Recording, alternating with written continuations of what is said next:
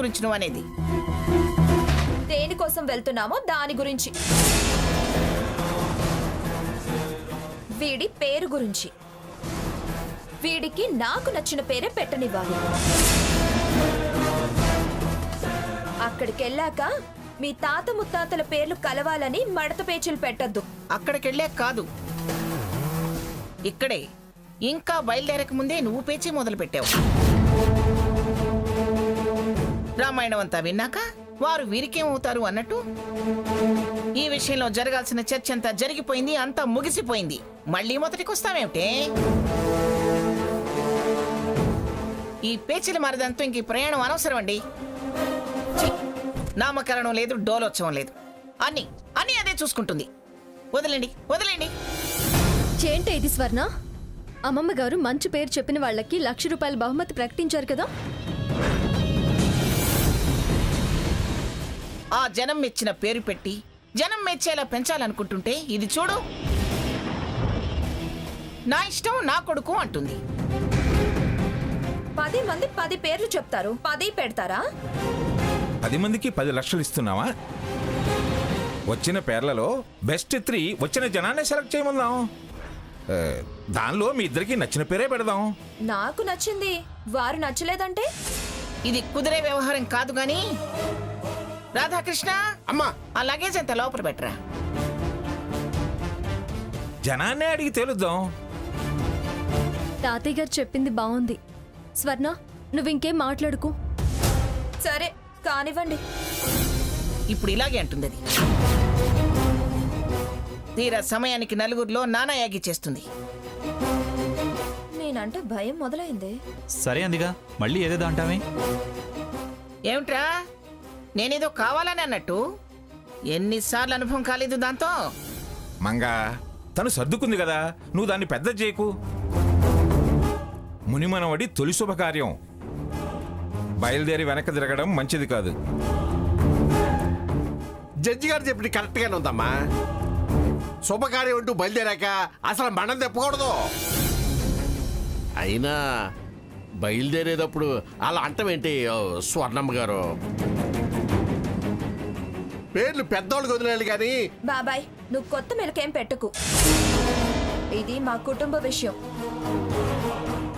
నీ సలహాలు సూచనలు మాకు అవసరం లేదు. ఇదిగో రాధాకృష్ణ, నువ్వు ఆ సూట్ కేసులు తీసుకెళ్లి కారులో పెట్టిపో. అట్టగే పెద్దయ్య గారు. సీత, నువ్వు ఎదురు రావే. వాడు కూర్చున్న చోటు నుంచి లేవలేడు. అట్లా పెడుతున్నారు మరి వాడికి తిండి.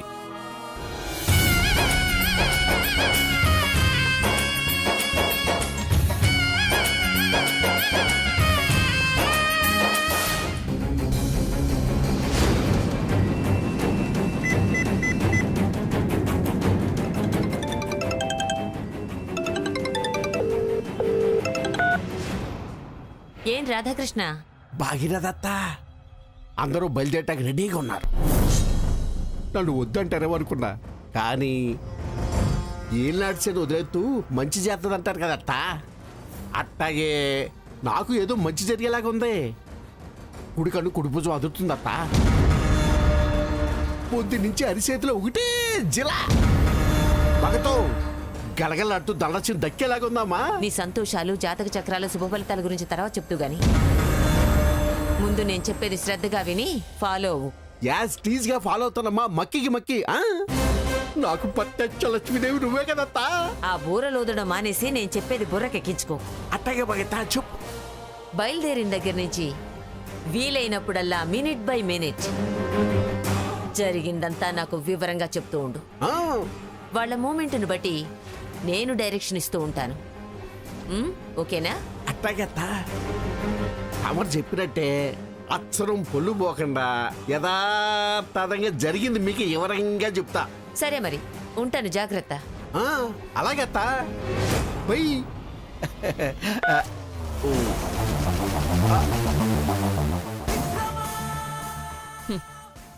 మంగా, నీ ఫ్యామిలీనంతా చిత్తు చేస్తా.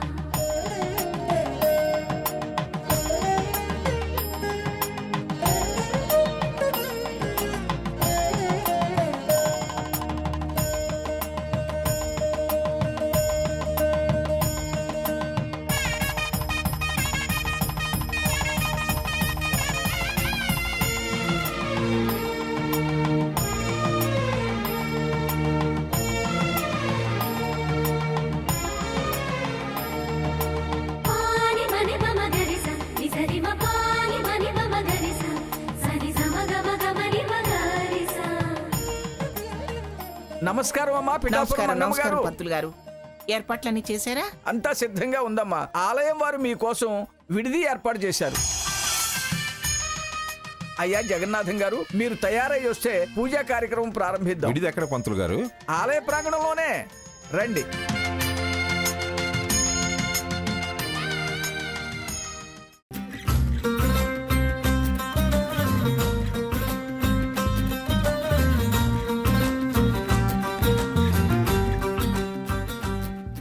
అమ్మమ్మ గారు బుజ్జిగాడికి బట్టలేయమన్నారే. అక్కడ వాళ్ళందరూ ఆ ఏర్పాట్లు చూస్తున్నారు. మనం ఈలోగా వీడిని రెడీ చేసి తీసుకెళ్దాం. వీడికి వేసే బట్టలు కూడా ఆ మహారాణి గారి ఇష్టమేనా? చాలా మంచి బట్టలు తెప్పించారే. ఆ ధర్మవరం నుంచి నేయించి నేరుగా పట్టు వస్త్రాలు తెప్పించారా? లేకపోతే ప్యారిస్ నుంచి ఫ్యాషన్ డిజైనర్స్ దగ్గర నుంచి తెప్పించారా? ధర్మవరం నుంచి తెప్పించినట్టున్నారు. పట్టుంది. చూడు స్వర్ణ, చూడు బంగారు జరీ కూడా ఉంది. ఇదిగో బంగారు గుండెలు కూడా ఉన్నాయి. గ్రామ్ గోల్డ్ ఏమో. మునిమనవడికి గ్రామ్ గోల్డ్ రోల్డ్ గోల్డ్ పెట్టాల్సిన కర్మ అమ్మమ్మ గారికి ఏంటే? చూడు బంగారమే. ఎంత బాగుందో ఈ డ్రెస్. తీరనాళ్ల సరుకులా ఉంది. ఏంటే మాటలు స్వర్ణ? నీకు ఆవిడంటే పడకపోవచ్చేమో గాని మరీ ఇలా అనడం ఏమీ బాగోలేదు. స్వర్ణ, అత్తయ్య గారు పిలుస్తున్నారు. నువ్వు వెళ్ళి ఏంటో చూడు. నేను వాడికి ఈ లోపల డ్రెస్ వేస్తాను. లే. సరే.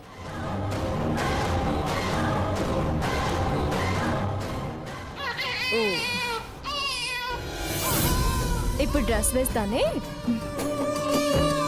ఏడోకేడు. ఓ ఏడోకు నాన్న, ఎందుకు ఏడుస్తున్నావు? ఓ అయిపోయింది. ఎంత బాగున్నావో చూడు.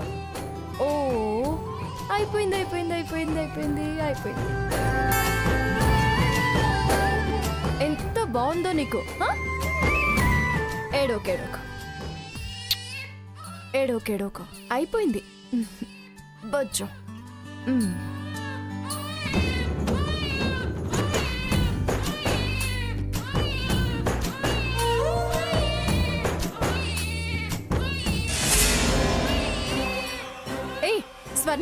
ఏంటి అలా లాగేస్తున్నావు? వాడు చిరాకు పడుతున్నాడు. అచ్చో స్వర్ణ, ఇదిగో ఈ డ్రెస్ వై. అమ్మమ్మ గారు ఇదేనా అంటారే? అంటే నేను సమాధానం చెప్తానులే గాని నువ్వెయ్. ఖచ్చితంగా ఇది పంచాయతీకి దారి తీస్తుందే. గుచ్చుకొని ఏడుస్తుంటే పంచాయతీ అని అలాగే ఏడవనివ్వాలా? ఏం కాదు. ఎయ్యక్క. ఓ అయ్యో, అక్కడికి వెళ్ళగానే చూడు, నేను తెచ్చిన డ్రెస్ లో వీడు మహారాజులాగా దగదగా మెరిసిపోతున్నాడని తెగ ఇదవుతుంది. వాడికి ఆకలేస్తుందేమో స్వర్ణ, పాలు తాగించు. ఇప్పుడే తాగాడు కదక్క. ఇది ఆకలి కాదు, ఈ జెరీలవి గుచ్చుకుంటున్నాయి కదా, అందుకే ఏడుస్తున్నాడు. ఆవిడ గారు కనకపు తొడుగులు తొడగాలనుకుంది, వీడికి కంపరంలా అనిపించి ఏడుస్తున్నాడు.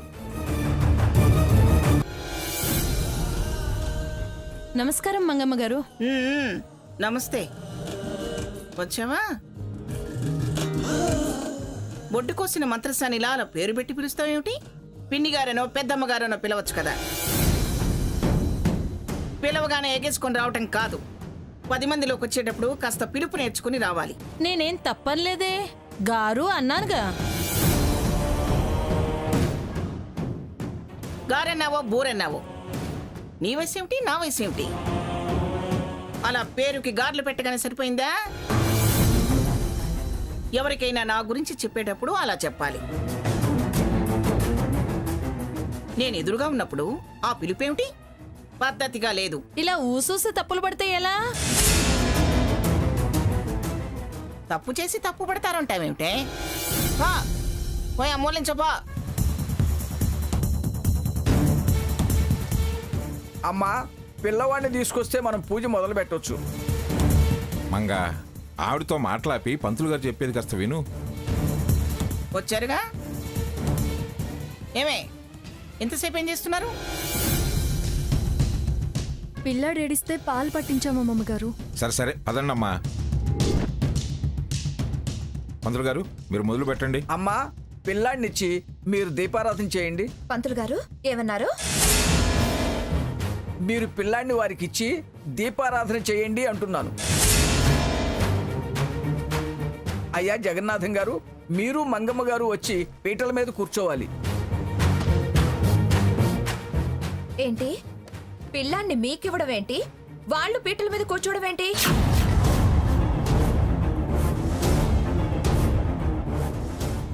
పిల్లాడి తల్లిదండ్రులం మేమున్నాంగా. మాకు తెలుసమ్మా, మీ వంశాచారం ప్రకారం పిల్లాడిని అరిటాకులో బియ్యం మీద పడుకోబెట్టాలి. అంటే అన్నపూర్ణ ఒడిలో పెట్టి స్వామివారికి దత్తత ఇవ్వాలి.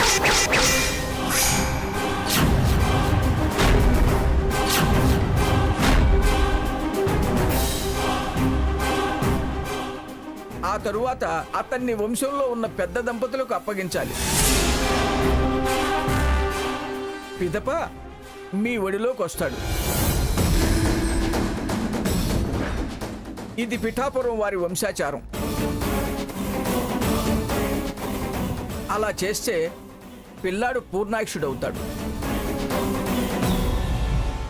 అష్టైశ్వర్యాలతో తులదూగుతాడు. అష్టైశ్వర్యాలతో తులతూగుతాడా? అమ్మకు కాకుండా ముత్తవ్వకు సొంతమవుతాడా? ఇది వంశాచారమా? ఈ మంగమ్మ గారి రహస్య ఉపదేశమా? స్వర్ణ, ఏమిటే వాగుతున్నావు? రహస్య ఉపదేశం ఏమిటే? లేకపోతే ఏంటి? పిల్లల్ని అన్నపూర్ణ ఒడిలో పెట్టడం ఏంటి? దేవుడికి దత్తత ఇవ్వడం ఏంటి? ముందు పెద్ద దంపతులు అందుకోవడం ఏంటి? ఆ తర్వాత నాకు భిక్ష వేయడం ఏంటి?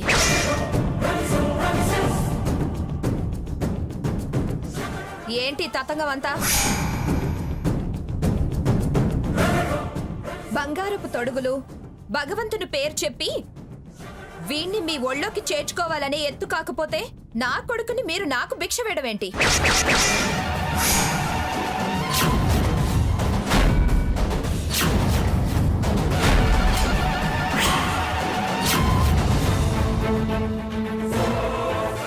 కన్న తల్లిని ముష్టి ఇవన్నీ చేసి ఈ తతంగా నాకిష్టం లేదు.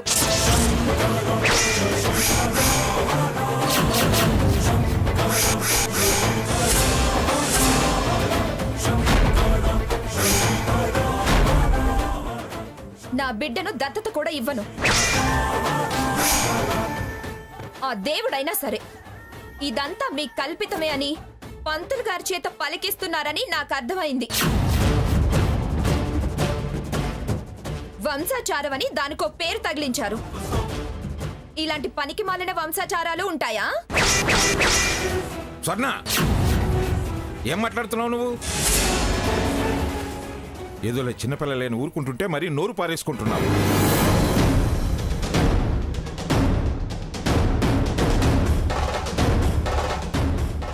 ఇదేదో అంటుంది, నువ్వేదో అంటున్నావు. దానిది చాదస్తం, నీది తెలియంతనం అని సర్దుకుపోతుంటే మరీ హద్దు మీరు మాట్లాడుతున్నావు. ఇలాంటి వంశాచారాలుంటాయా, అలాంటి కులాచారాలుంటాయా అని అంటానికి నీ వయసు ఎంత, నీ అనుభవం ఎంత?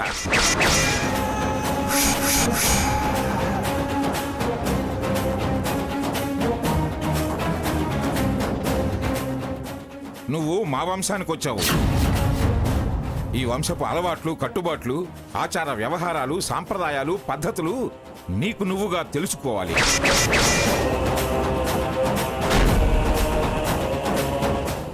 లేదా మీ పెద్దవాళ్ళని అడిగి తెలుసుకోవాలి. ఆ రెండూ జరగలేదు కాబట్టే ఇలా తెలిసి తెలియని మాటలు మాట్లాడుతున్నావు. స్వర్ణ, బుజ్జిగాడు పుట్టిన దగ్గర నుంచి నీకేదో దయ్యం పట్టినట్టుందే. కాస్త బుద్ధిగా ఉండి మాట హద్దులు దాటకుండా చూసుకో. వాణ్ణి పంతులు గారికి ఇవ్వు. ఏంటమ్మా బుద్ధులు హద్దులు అని మాట్లాడుతున్నావు? ఇలా దత్తతలు ఇవ్వటం ఉంటుందా? లేందే చేయడానికి మాకేమైనా పిచ్చా? పిచ్చే అనిపిస్తుంది.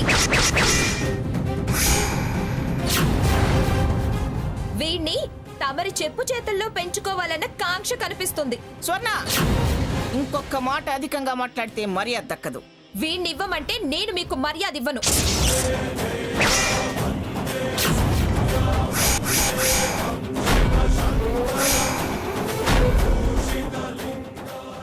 ఇదిగో చూడమ్మా, పులిస్తరాకుల్లో, బజార్లో పెంట కుప్పల మీద పారేసి మరో చేత్తో అందుకుని తెచ్చుకునే సాంప్రదాయాలు కూడా ఉన్నాయి, తెలుసా నీకు?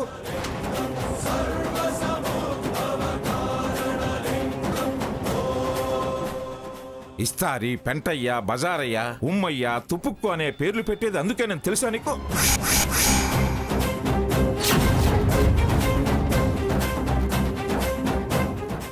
అలాగే ఇది మా వంశాచారం. బిడ్డలు పుట్టి అర్ధాయుషుతో పోతుంటే పూర్వీకులు దేవుడికి దత్తతిచ్చి పెంచుకోవటాన్ని సాంప్రదాయంగా మలుచుకున్నారు.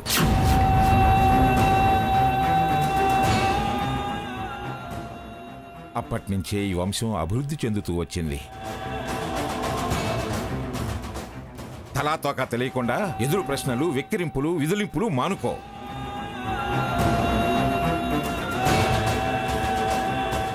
మేం కూడా మా ఆనందని, సాకేత్ని, రఘురాముని ఇలాగే దత్తతిచ్చి వాళ్ళను కూడా మా అమ్మా నాన్నల ఒళ్ళో వేయించుకున్నాం.